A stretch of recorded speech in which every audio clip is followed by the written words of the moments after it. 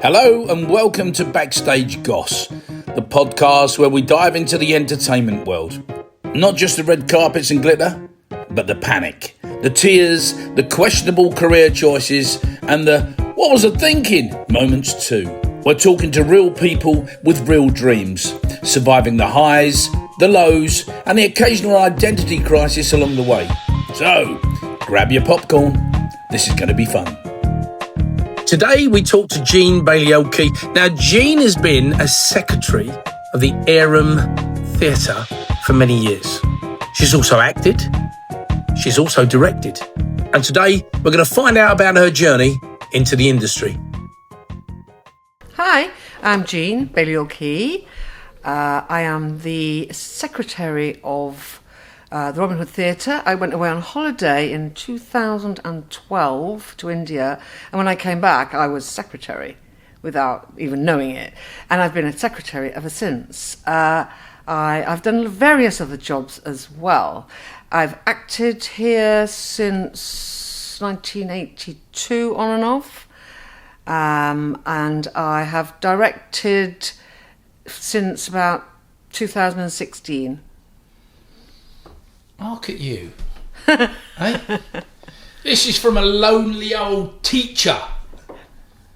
I'm not a teacher anymore. You're I haven't not, been a teacher for a long time, but it's still in my blood a bit. But yeah, I came to Newark and I got off the train and I thought, what the hell is this place? Is you serious? Yeah, I didn't know. I just got this job here and I have no idea what it was like.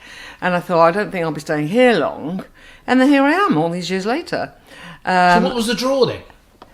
What you did when you were a teacher, you had to go into what they called a pool, and you went to Nottinghamshire, and they gave you a job with Nottinghamshire, and then suddenly they said, you're going to Newark. Oh, right. So it was like supply then? Yeah, well, it was just, you got that job, and it was at Sconce Hill School, which has now been flattened, and yeah, that was my first job, and of course, I met various people who are very into the theatre, and that's how, I think actually the first term I was there, I was in a pantomime. I was Daisy Plant in this pantomime and I had a song. So Daisy Plant? What was the pando? It was about these conservationists trying to stop something being built. Oh, right, so it was a green job. Yeah, and there were some bother boys in it or something. Yeah, so I was kind of drawn straight into it, I must say. And then I just joined the New Stagers, and I was with them for 20 years, so that was how I got into it, through people I worked with. Let's just touch on the New Stagers just for a minute, because I mean that's an interesting story there. How long have they been going? Well, I think they've been going for quite a while as a group called the College Players, and they did the stuff at what was called the Technical College at the time, and now is now part of Lincoln College, and so it was falling apart a bit, and there were a few people that were involved in it, and some of them chose to come along and change it all into New Stagers, and some disappeared, but that was all right. So we started at nothing really, and we were the first group, amateur drama group, to put on a play at the Palace Theatre, because the Palace Theatre was a cinema, and then it was refurbished in the early 70s and made into... That's when Wackrow had it, wasn't it? He did have it in the probably towards the late 70s, early 80s. Yeah. So it changed into a theatre, and yeah, we were the first ones. It's something like How the Other Half Loves by Alan Ayckbourn, something like that. But we only did one, and then we had to go somewhere else again, because I think Balderstone Village Hall or something like that. Oh, really? Because we couldn't afford it. It was just so expensive. But then we just ended up doing everything there for like 20 years. Yeah. 20 years we did. Let's just go back a bit. What did you used to teach? I used to teach English and foreign languages, mainly foreign language. What foreign languages? Well, I taught mainly French, but I also taught German as well. Oh, did you? A bit of German. Yeah. So did you keep the French up? I know. I think the word is non. No. I try and read novels occasionally, but Do you? Yeah, and I watch things on the telly with subtitles, and they all talk so fast. I can't stand them. But that's the issue, isn't it? Yeah. I mean, don't get me wrong. I mean, I've got a place in France, yeah, as you know, and I go there, and I've been there 21 years. Wow, yeah. And mon palais français, c'est petit peu et merde. Et merde. Okay. Yeah, it's shit.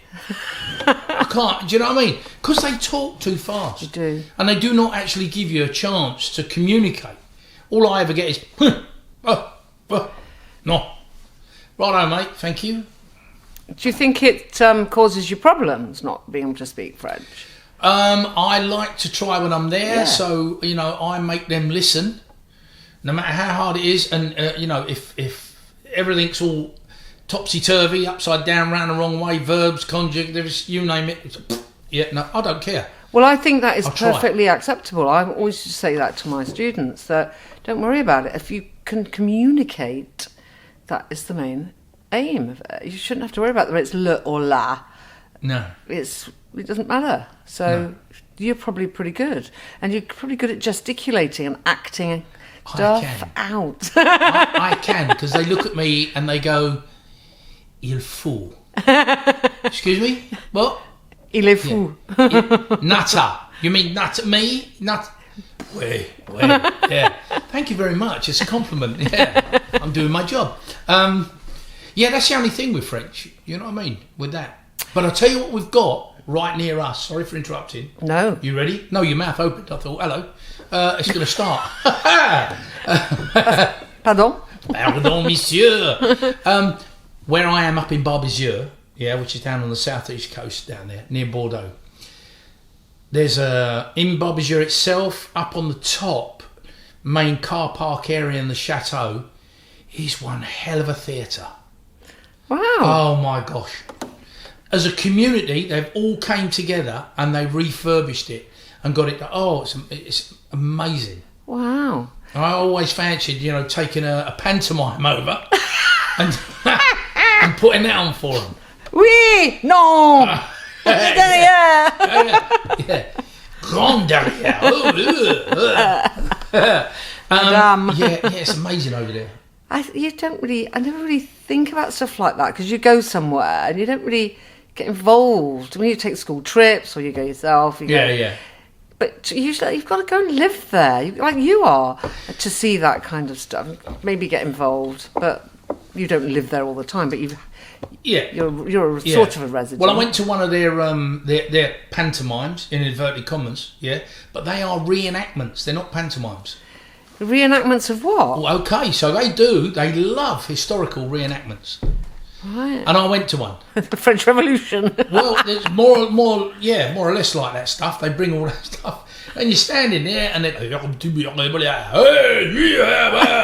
you're like, what's she saying?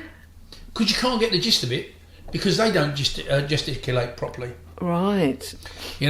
So they have little dialogue and a bit of it, no singing. Their pantomimes are crap. What do they call them then? Pantomime? Yeah, they call it a pantomime. Pantomime, something like that. It's really weird. But they're well into it, and I'm like, oh, hey, each to their own, isn't it? Yeah. I mean, obviously, I studied Molière and people like that, right. And there's a Molière play coming on at the National Theatre soon. But yeah, nothing, and just stuff that it's not what you want to go and see all the time, is it? No, you wouldn't mind if they'd. It's a bit like the Moulin Rouge. Get in there and watch Moulin Rouge being acted out. Amazing, Yeah. Yeah. But down in the out in the outbacks and everything else, it's very, I think it's really interesting. But they are quite traditional, and they do they've got the Académie Française, which keeps their language. They want to keep the hands on that and not let it change. No, I get it, and I appreciate that. I respect it. Yeah, not a problem. I just wish, as a nation, they were, because I want to communicate with people, that they could help me. Do they that. Don't help. They No. don't actually. It's really interesting, but I don't know what we're like. What are we like to people who come and try and speak English? Okay, really? You know, we can't really compare though, can we? Because everyone speaks English. It's but I mean, it's a global language. But we're shits ourselves to them. Oh God, yeah. You know what I mean? We've still got this animosity between the two, and it's like, it spoils everything. But anyway, back to the plot. When did you actually get into theatre? So it was with the new stages. Yeah, I did a couple of things. Did you do it as a girl? I was just going to say I didn't really. I moved around a lot in my life because my father was in the army, and so I didn't kind of follow anything through anywhere. But I did a couple of little plays, but not from about the age of 16. And no. Didn't do it from Can you then. remember what one of your plays were when you were at school? No, it's just I had to be a headmistress in it, which was a bit kind of. Are you weird. serious? But if there was an occasion where you had to stand up and sing or say anything, obviously I was there. Yeah. You know, confident or just cocky or something like that. Anyway, I never had any. Arrogance, the word. Yeah, I never had any qualms about standing up and doing anything. You know, within reason, obviously. Yeah. So yeah, I mean, I just got into it, and I think I was lucky because there weren't that many of us doing it, and I always got a part. Oh right. Well, that was I mean, in new stages at the beginning. Yeah. Well, you know what it's like. You were in a few of them yourselves, weren't you? Yeah, I remember coming in back in, it was in the 90s when I joined. Yeah. And I interviewed Jeff Peabody just recently.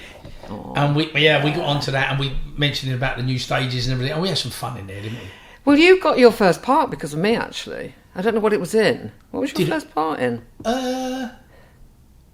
Was it something like Fur Coat and No Knickers or something? Oh, Fur Coat and No Knickers. Yeah, definitely. Yeah, because we were all you came along one time. I think you came with Mandy, and you said, "All right, yeah. Well, there's nothing going at the moment." Off you went, and then they were talking about, "Oh God, we need some more men." I said, "Get that Steve in." Did you know? I never knew that. Oh, right. Actually. So it's all my fault. Sorry. No, I really enjoyed that group. It was a good, fun group to be in. Do you think it kind of kick-started you in a lot of stuff? No. Oh. I was already a child actor. Oh, right. I'd done loads of... I don't mean in acting. I mean just in doing things like performing and... No, I was already in. Yeah. That's the reason why I came along to get in, just to see what the local scene was like. No, I'd done loads. Oh, right. I didn't know that. Yeah, I'd done loads of stuff, and TV, and you know what I mean. But the local group coming in and meeting you guys, because me and Alan Tacey, we just hit it off. Yeah. You know. Yeah. So I can always remember Mandy saying to me, because she came along to one of our sessions. Oh yeah. Yeah. Yeah. And Dave Baliol-Key was there, and he was like, "Right, okay, everybody, right, okay. I want you to express yourself as a tree." He did not. He did. And he had us there, and we were like, "What? Yes, wait, the wind's blowing," and we were doing all these actions and everything else. And Mandy went to me at the end. She went, "Fuck me, it ain't happening. I'm never going again." Yeah, she's not like that, is she? No. I'm surprised because I thought we were really down to earth. We didn't have any bullshit in that group. I don't think. Yeah, well, that was just some of the and exercises. not some bullshit. I mean, we didn't have anything. No, Like do you know what? that. So it wasn't arty-tarty. We weren't. Well, not until that point. I love it. Oh yeah, I think we did do some improvisations. I used to love that. Oh, the improvisation. I love that. Yeah. Some people just hate it, but I love it anyway. But being able to think on your feet yeah. and look at the situations and then trying to work out, a scheme or a sketch or whatever. Yeah. I loved all that. Yeah. I did that in Nottingham. I got a fella said, "Oh yeah, I've got this group going." So I said, "Oh, is it all right? Can I come along?" He went, "Yeah." So I went over, but I videoed it. Hilarious. Yeah, it's so good. Absolutely hilarious, And you got people there that thought they were good, and you start playing with them, and then it's almost like, yeah, they're not getting this. They're not listening to what I'm saying. Yeah, you've got to really bounce off each other. Exactly. The retorts are just thrown away, and you're just like, oh. No. Murder mysteries are good for that. We've done a few, and then people will start asking you questions, and you have to find this whole thing that you talk to them about, and make it all up as you're going along. Yeah, no, I love it. Yeah. So that was it there. But the group was good. The group was tight. It grew like it was incredible. I was just looking at my scrapbooks and stuff because talking to you, and I thought who were all these people? I can't remember half of them. Really? There were so many. I mean, we did a Shakespeare, there were 25 on stage, and then there's about 25 people involved in putting it on. I don't know where they all came from. Wow. I only did the comedies. We only ended up with a few and the same people doing the jobs. That's why it folded. Because we were sick of doing this. Can't do it anymore. And came over here. So, yeah. But it was. And there were so many young people in it. That was so good. Really. Jane Key, Janice. Yeah. Who else did we have? We had Janet Flisher. Yeah. Yeah. Now, her and I fell out. Oh, yeah. Over a part. And it was, I played opposite her, or I played her husband or whatever. Or she had to talk to me. And it was one of those, and I was just being me. And she said, I can't do it. I keep laughing. You got to stop him from doing that. What's going on? You know? Absolutely. What about Ted? Is he still around? Yeah, they live around the corner from me, actually. Right. They're I love Ted. And Janet's okay. Yeah, bless her. Yeah, they're both getting a bit wobbly, but aren't we all? But I would say he's probably one of the best directors I've had, and I've had a few. I mean, not had, you know. We make that clear, ladies and gentlemen. Don't put that in. Yeah. No, he's one of the best directors, I think. He just used to say things that were just a bit, not arty-tarty, but, you know. Yeah. Just give me more, and then I can always bring it down, and just things like that. Yeah. Simple things, but just... So did you learn something from him? Yeah. I remember we were in a play, and Dave was directing it. This was really a long, long time ago, and he was telling Ted what to do, and Ted said, he was so patient. He said after about 3 months, look, Dave, look, I'm not you. I'm not you. Don't every move, every blink or whatever. He was telling him, it's the whole thing, yeah. And Ted's a fantastic actor, fantastic. And he said, you shouldn't be telling me how to do it. And I learnt from that, and I never do that when I'm directing. No, good. I never say, right, I'll show you what to do. No show and tell, no. And it's one of my things that I don't do. But yeah, he was really good. I always say, though, one of the best directors, is somebody that can do it. That's exactly and if you can show, don't replicate. No. This is me doing it, and this is how I would do it. Now, how would you do it? Yeah. Bring that, to the show. If you do have to say, right, walk like this because you're over there, but you don't have to do it like that. Yeah. You do it how you want. But I'm just giving you an example. Yeah, but I don't like doing example. it. Yeah. I don't like doing it. But the other thing is, when you say you've got to show that you can, it's like I had. When I just did quiz, directed quiz, and there were quite a lot of people who hadn't done a lot of stuff, like ensemble work, where there were like multiple parts. Yeah.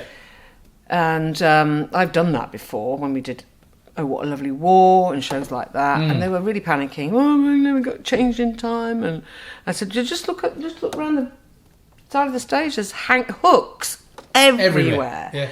And that's for the costumes. And I said, look, I haven't got time. It's like, you have. I can tell you that for sure, because I have done it.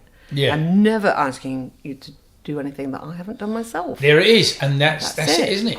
And they were all fine. I was right. Good. Yeah. So with the new stages, I mean, like you say, how long did they go for? Well, the new stage went 20 years, I think. Is that long probably it was? Exactly 20 years, 75 to 95. I think we finished in 95. Oh, right. I can always remember. Or 6. When they did The Life of that. Galileo. What was it, 7 hours?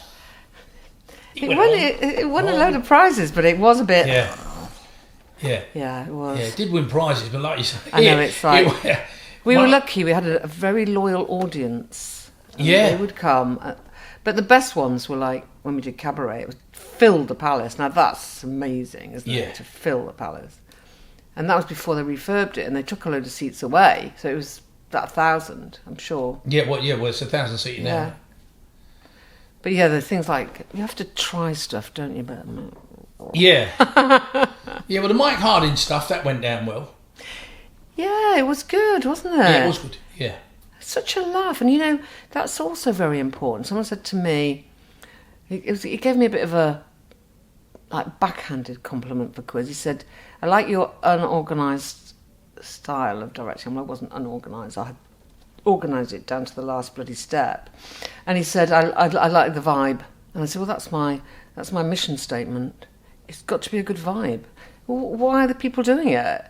You know, if you have a good vibe on the stage for them, forget it. It's not about anything else for me now in my time of life. You've got to have fun. So you keep going, don't you? Yeah. Why do you keep going? Why do you keep doing it? I just love theatre, and you know, I don't want to do something that someone else has done millions of times. Right. So I think when James Graham came, he said, name dropper. he'd not really heard of any groups doing it, and it was only just released. I think they are doing it now because I've tried to get rid of some of our stuff to them free. But I don't think it had been done, and I hadn't seen it. Yeah. I hadn't got anything to compare it with. I like to do that. So why did you choose it? Because it's James Graham. I love him. I'm a fangirl, big time. Yeah, I've seen why? so many. He's so clever. His stuff, and there's so much theatrical stuff in it, and little like.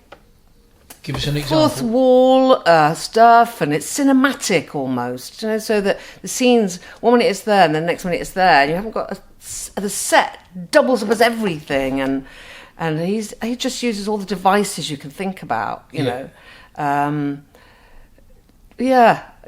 Different locations, so there's some people sitting there talking, and they're in a hotel, but then the lawyers come and question them as well while they're sitting there in a so-called hotel. You know, it's just so clever. And that, I don't know if you've ever seen any of his play. This House was his first big one. That was just stunning. So taking place in Parliament, and just amazing. Just the theatricality of it, and not just straight. Yeah. Have you ever thought about writing one yourself? No. I haven't got. You haven't got what? I don't think I've got the imagination, or you've got to think of some really good topic, haven't you? Like he says, the first one he did on telly was the one about Dominic Cummings, and it was Benedict Cumberbatch, and he said, I want you to write about Brexit. This was just after Brexit, and I didn't want to write about Boris Johnson or Michael Gove or writing about Dominic Cummings. What a brilliant idea. Because then look what happened with Dominic Cummings. You know, he picked him and he centred it around him. Yeah.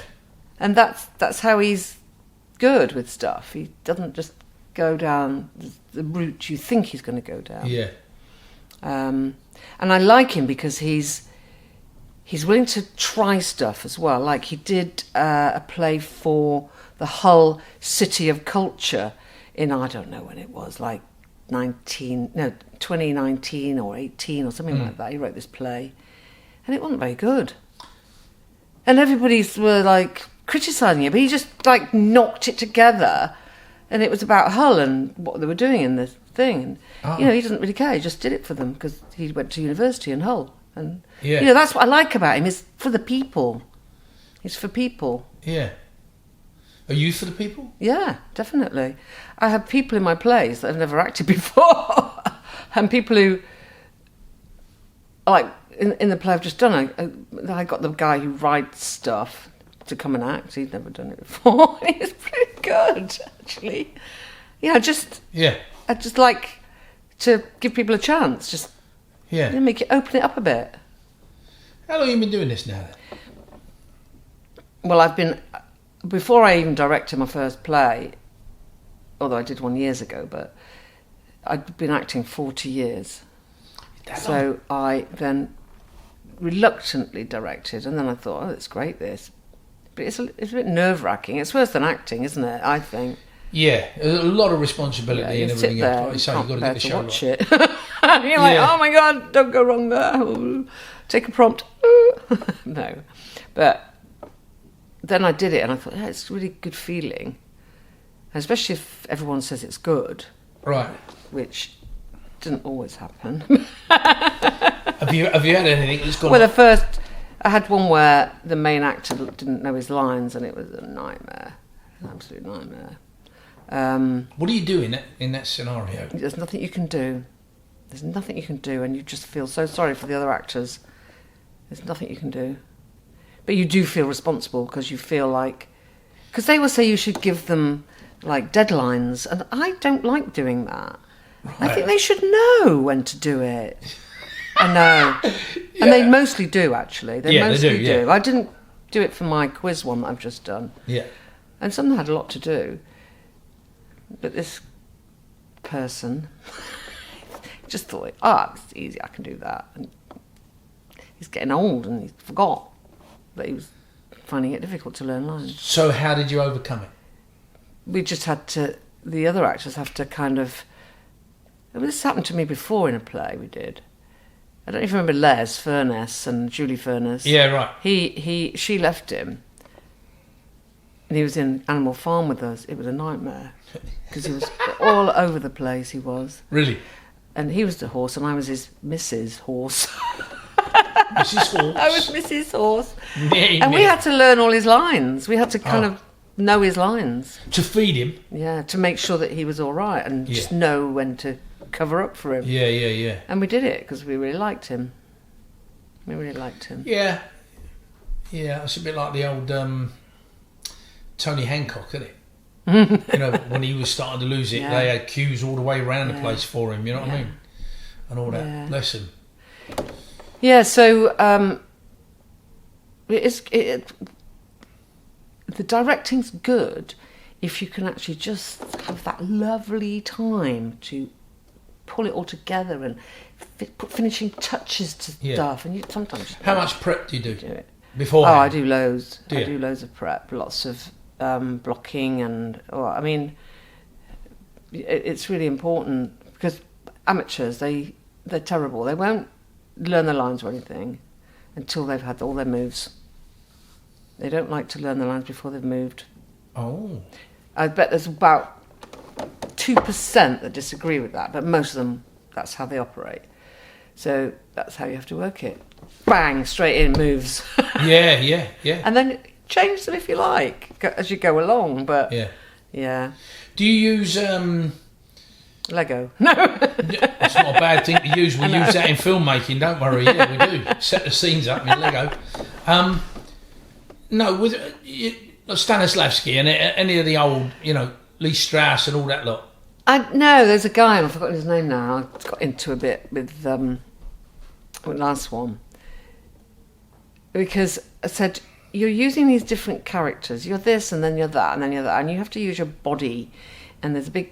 Some bloke, I don't know if you perhaps know, he's into tension, the different levels of tension. Yeah, of course there is. And I can't remember his name. And I was getting really into that, and I was going to start telling them about it, but I chickened out because I bet they thought, shut up, what are you on about? But I did say you need to show tension, and it could be good tension. It doesn't have to be like, ugh. It can be great tension because you're excited. It's really, really important. So that's the only thing I've really thought of, not Stanislavski or anything like that. But that's having an understanding of what it is you're trying to portray. Yeah. As an actor. I mean, I've listened to some of the big boys and they're like, when they get onto sets and everything else, you don't need to tell me. I'll do it.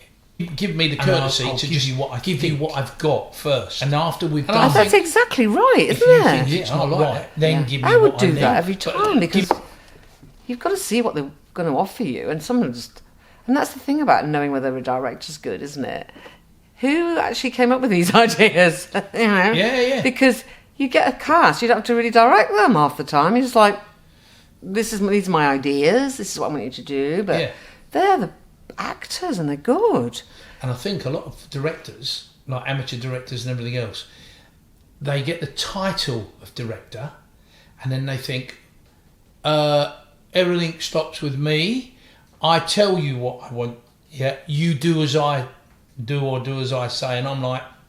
Yeah, but it's rubbish that, because if you do even start that, right, I want you to stop pausing all the time. I had one actually just paused a lot, and it kind of made you think, does he need a prompt? And so I said, but he carried on doing it because he thought that was a good way of acting. Oh. So you can't stop people. You can't stop what they're doing on the stage, can you? Well, not on the performance. They say, "Oi, I've told you not to do that." Oh, that would be fantastic, wouldn't it? Can you imagine being there? Look, how many times I have to tell you? And the audience are going, so ooh. You cannot make them do anything. So Yeah. you have to just try to pull them along and get them on your side a bit. What's that level of coercion, really? You know, I like to coerce them into it. Do you? Yeah, I do. I'm like, that was absolutely fantastic. Is there a chance we could just try this? Yeah. I'm just thinking of something, and I don't know. I don't know whether it'll work or not. Only you can. If Yeah, you give it to yeah. me, I'll know. Oh God, I think I'm quite strict. I think people say they're scared of me a bit. Yeah, I've heard that. I think they. Have you not been in the toilets and seen it writing on the wall? Yeah. Like I say, right, we all agree we're going to start at 7:15. Right, it's 7:15. Yeah, but no, we're starting now. Because we want to leave at 9:15. Yeah. So you can't have it both ways. And I'm really a stickler for certain things, I really am. And so I think they are a bit wary, and some of them come and say, I've changed that move, is that all right? What move's that? That's gone right over my head now, because once we've done it all for a few months, and don't even know what way you're meant to go. I'm just looking to see if you look out of place. But yeah, I think you have to kind of hope they're going to kind of do what you want. But yeah, I don't know about coercing. But if they were doing something really awful, I'd have to say. No. It's just getting them to... No, I know what you mean. Though. Yeah, I know what you mean. I mean, it's just... I have, as a director, I have a certain vision, and as an actor, they will have a certain vision. Now, what we want to do is we want that synergy to come together, and we're there. We've met right in the middle. But if they're off kilter, I'm like, is there a chance we could just try this? Let's try that. Yeah. I agree with that. I would definitely be like... Well, I watched Kevin Spacey, right? I watched one of his workshops. And it was incredible. Yeah, I bet. Because he'd say, play it as a really loud man. Now play it as a really quiet, softly spoken man. And he got you doing all this stuff. Yeah. And he's saying, how does that feel? What do you get from this? It's so brilliant, but you haven't got time. I just ran out of time.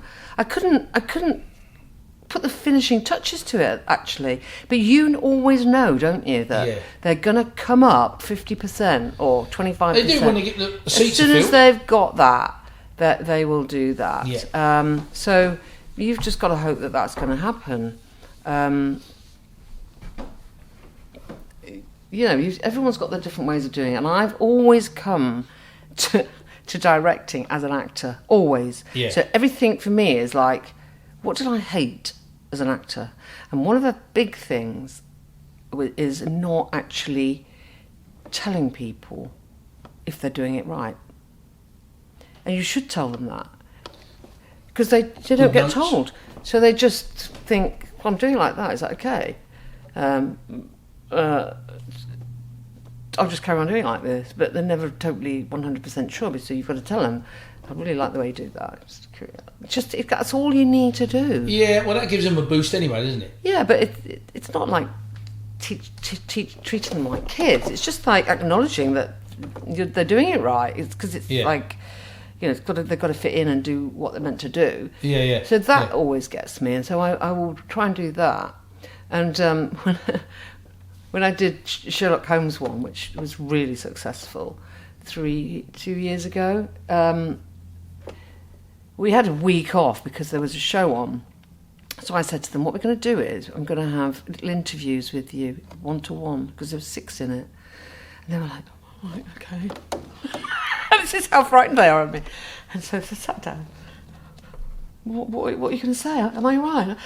Yeah, you're absolutely fabulous. I'm just checking everything out with you. It was brilliant, this little hour with them to just chat. So yeah, we did an hour with one, an hour with another one night, and then the next night, and then just talking a bit more about the characters and how they felt. And so you'd use that technique again? I would, but for 15 people on stage. Oh, shit. The 15 hours. It wasn't possible. It really wasn't. Yeah. And that's a real luxury, but it really was good. I would try and do that again. Yeah, good. Have you had any bad moments in the theatre doing what you do? Well, the guy that didn't learn his lines, that was really not good. That was really not good. Yeah, you sit there sometimes and think, oh, that was a bit... Why did I do that? Or nobody notices stuff sometimes, do they? No, I can't. Yeah, I can't, really. So it's been good? Yeah, it's been really good. I can't think of anybody that's upset me or I've upset anybody and they've stopped speaking to me. No, you've upset plenty. You just don't know about it. They all come back. Yeah. Jean who? No, definitely not. Definitely not. No. Do you know what she did to me one time? She made me sit for an hour and talk. But do you remember Josie, who used to run the theatre? I do, yeah. I think I'm turning into her a bit. I'm a modern day, well, not even modern, a day Josie, because I've been here so long, and there's only me really now that's of the original board. Oh. Or going back when it reopened, let's say. Who was on the original board? Well, there was Clive and Jeff and Dave. Oh God, I can't even remember. Loads of people have come and gone. Rachel Repper was on it for a bit, and lots of people. Are you the only one left? I'm the only one left because Jeff, who instigated this theatre opening, he really did. He should have a plaque up. Yeah, there's only me left, and I think I should go really because I have to bite my tongue sometimes, and they're all great, but sometimes I think, oh God, we've tried that so many times. Do we really have to try that again? Sometimes they come up with things and you think, no, it doesn't work. But not always. No, but yeah, and they ask me lots of stuff. Right. So if I'm anywhere about and I'm not even meant to be working, they'll say, oh, I can't get in this cupboard, or where's that, or where's the other, or because I know so much because I've been doing it for so long. That's all. Yeah. So, and I've done so many jobs. I stage manage and I've done prompting and. Well, when do you reckon you're going to call it a day then? I don't know. It depends if I survive my heart operation. You got what? I've got to have a valve repair. Oh right. Which involves the old. Ah. So I'm not really ill, but I'm not well. But I still did the show, which some people would say was stupid, but I did it. It's a lot of pressure, though, isn't it? Yeah, well, you know what I mean? If you're not well, it's good to think you've got to be less stressed, and I think I was less stressed. Oh, really? It was hard work, but I was just thinking. I kept saying to the guy who was stage managing, "It's a play. It's a play. No one's going to die. Right. No one's going to die." He was like, "Oh, that's really helped me." Okay. Yeah. No, well, that's good then. Yeah. No one's going to die. I mean, the thing with community theatre and community... I mean, let's just go back very quickly, yeah? Because this was, over 100 years old, this place now, isn't it? Yeah. Thinking it was 1911 or something, and it's a big responsibility, and that's the thing that people come and go and they don't want to get involved, and I don't blame them because there's a lot always going wrong, like new fire doors and bills to pay and bookings. That's a big job which I did, and it looks like I've got it back again to get people in and get money, get an income. How much does it cost you each month? Running costs. Well, I don't know how much oil is, but there's probably not a lot less than insurance is about $4 or $5 grand a year. It's just massive. It's massive. So what have you actually got to raise to keep this place open?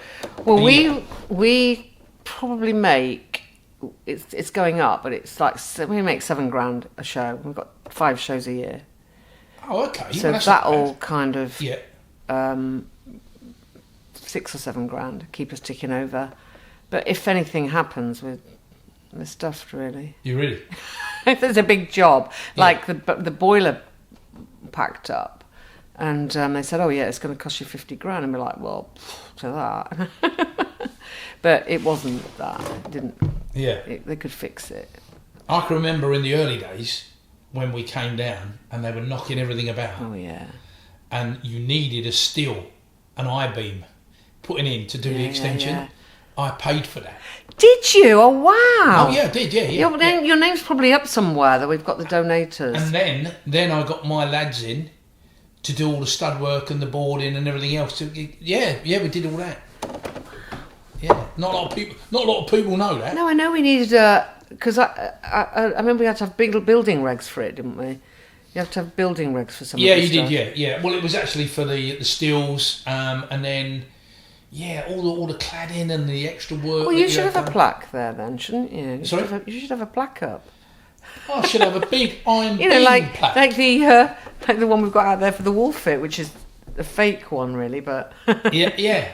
No, I don't do it for that. I mean, it was no, the I know fact you that, don't. You know, we needed it, and that was the one thing that was stopping the going forward with the theatre. Oh, I just and it's really stupid, isn't it? But you said people come in and they're so like offhand about stuff.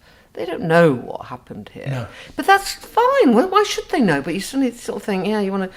They're like, oh, I'm not doing that. I think, God, I cleaned toilets, I cleaned the windows, I've painted, I've actually been up the ladder and done that bloody roof, painted that black. You know, just everything. And you just think of all the things you've done. But I don't regret it or anything. But yeah. Have a little bit of respect here. I'm an old spinster, but let me tell you, I've climbed many a thing. I've been up that ladder. Anyone that, like new blood, how are you going to get new blood in? It's really tricky now because people live differently. If they've got kids, you know, when we were doing it, we got a babysitter. And she used to come and stay overnight, and so you could do what you wanted. Put the kids to bed, bye-bye, and they were asleep even. People don't do that anymore. No. They won't. I don't know if you can even get a babysitter anymore. So they're reliant on having a partner that'll just be at home all the time, 3 nights a week, 2 weeks for the show, whatever. And we've got people like that, but not massively. And jobs are much more stressful, I think. Yeah. That seem to be anyway. People are more stressed, and they don't just kind of suck it up anymore. Right. It is what it is, like you say. What would you say to anybody that, you know, is really looking to get into it? I put in my programme notes for this last show that I think even more than ever, community theatre is really vital for lots of reasons. One is, if you're involved in it, it's fantastic for well-being. You're in a structured, disciplined kind of group, but it's fun and you can express yourself. And also, people are going to have much more free time. They need to get a hobby. You know, what more could you want coming and doing something like this? And if you're into technical stuff and you like computers and stuff, mine was the most technical show we've done so far, because I think it's good to push it, you know, and get technical. So yeah, that's why I think it's really important. Something for everybody, isn't it, really? Get away from the telly, get away from the screens. That's a good point that you make.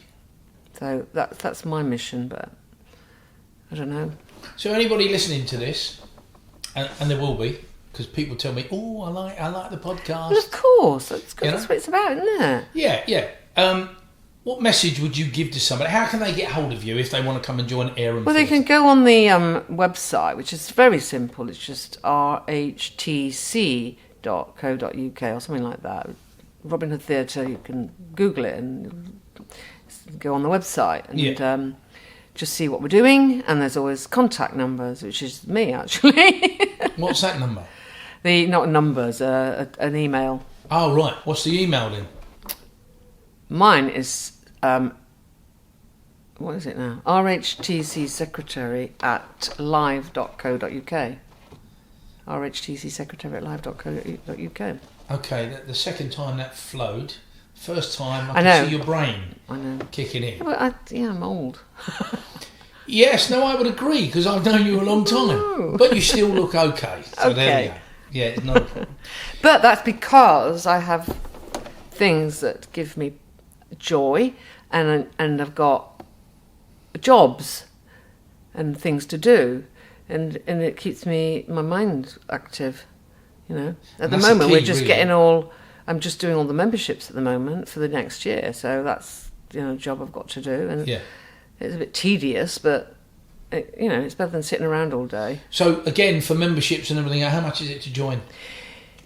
It's £35 a year, and for that you get one member's ticket at a reduced price per show, which is 5 shows a year. You get, if you're in a show, you get your script free, which is probably worth about £12. And you get all the fun. There aren't any rehearsal fees for us, so you just come along. Yeah. In fact, it ends up that we're paying people to be in shows. Oh, right. No, it doesn't. But, yeah, I know. so it's £35 per individual. For a couple, joint, it's 60, and for students, 15. Oh, that's cool. And if you've got people that make donations, that are Oh, just, yeah. So you get all that. Yeah, we got one from James Graham. No, it was his partner who gave us a donation. Yeah, we do get donations. We've got a Just Giving page. People are very generous, actually. So at this present time, is there anything that you are actually raising money for that you can do with a helping hand? Yeah, because we want these curtains that we've got. You can see that You mean the front fabulous. of the house? These ones up here. Oh, right, yeah. And there, the green ones, you can't use them. They're unusable. Oh. You couldn't move them across. So what, all the tally's gone? The curtains themselves are shot. The mechanisms shot. Yeah. So that's what we were trying to do. So how much are we looking to raise? Oh, I don't know. I think we've got a quote somewhere, or 2 quotes. It's gone a bit quiet about that. This is the trouble. People are doing these jobs and then they start directing a show, so it all goes quiet. Yeah. But I think you're talking 10 grand, 10 grand. Yeah. And we would like to get some new seats, covers or something. But yeah, there's always something like that. Yeah. But we do have an ongoing thing, but it's definitely curtains at the minute. Jean, thank you very much. Thank you. I hope there's something usable there. I'm always amazed at how many different avenues there are into this industry. Who'd have thought? Secretary, coming from a teacher's job, and then the acting, and then the directing. It's fantastic. There's just so many different avenues for everybody. This has been a happy journey. Great. And I'm pretty sure that if you get any spare time, Jean's right, could be good for you. Get yourself out there. Join a group. And who knows? You could be a better person for it.